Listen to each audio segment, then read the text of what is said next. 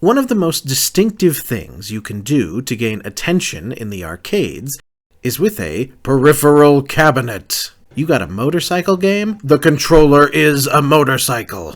We're flying a spaceship? Get in the cockpit. Maybe the most common arcade peripheral is the light gun, in which your controller, as you might have guessed, is a gun that you aim at the screen and fire. This actually goes back to a pre-video era, with mechanical gun games like Life Targets dating back to the early 1900s. In the video game era, from Wild Gunman to Operation Wolf to Mad Dog McCree to Terminator 2, light gun games have always been a part of the arcade experience.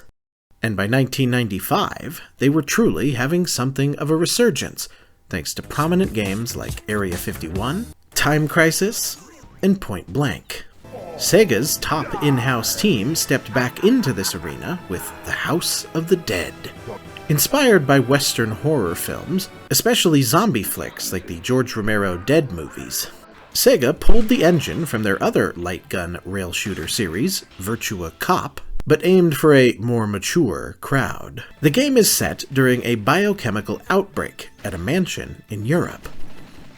Weirdly, 1996's other prominent zombie horror game, Resident Evil, is also set in a mansion, and you are one of two agents that have to pump rounds of quarters to shoot waves of zombies. Home consoles have an equally long history of weapon-based peripheral controllers, from the NES's Zapper to Super Nintendo's Super Scope, the Genesis's Menacer, say that 5 times fast, and the PlayStation's Gun-Con.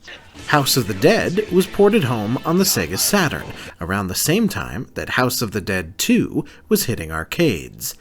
Part 2 was equally successful, and as such, found its way to the Dreamcast as one of 19 launch titles. The second game focuses on two different agents, with the whitest American man names of all time, traveling through Venice to fight the zombie horde.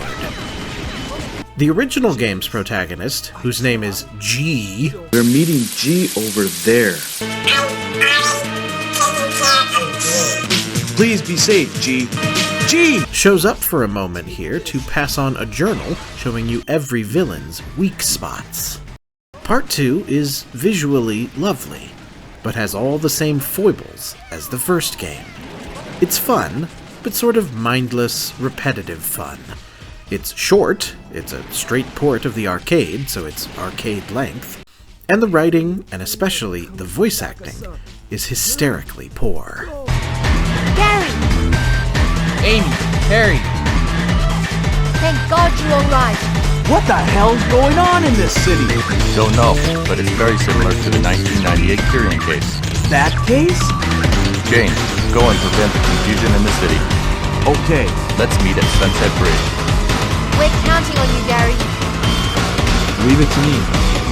But Sega made one major decision that truly kneecapped the Dreamcast version of the House of the Dead 2. In the time between the game's Japanese console release in March 1999 and its American release as a Dreamcast launch title in September, the Columbine High School Massacre happened.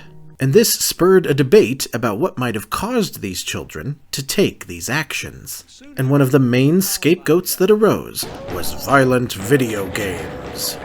So to avoid any sort of backlash, Sega decided to still release House of the Dead 2 as a launch title for the Dreamcast, but not provide any light gun support whatsoever.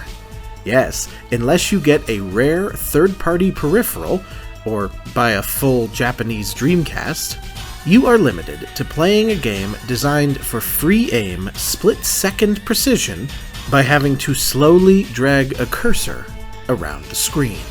If you think this sounds like trying to play Guitar Hero with controller buttons, in that it's technically possible but sort of miserable and clearly not how it was designed to be played, you're absolutely right. And fights against villains like the zippy and minuscule Zeal become deeply frustrating and utterly tedious prayers for lucky shots. And that's basically the read on House of the Dead 2. It's a game whose positive reputation lies entirely in the fact that it's fun to do shooty shoots with your friends at the bar, and basically nothing else. And the Dreamcast port says, what if we give you everything except the thing you like about this?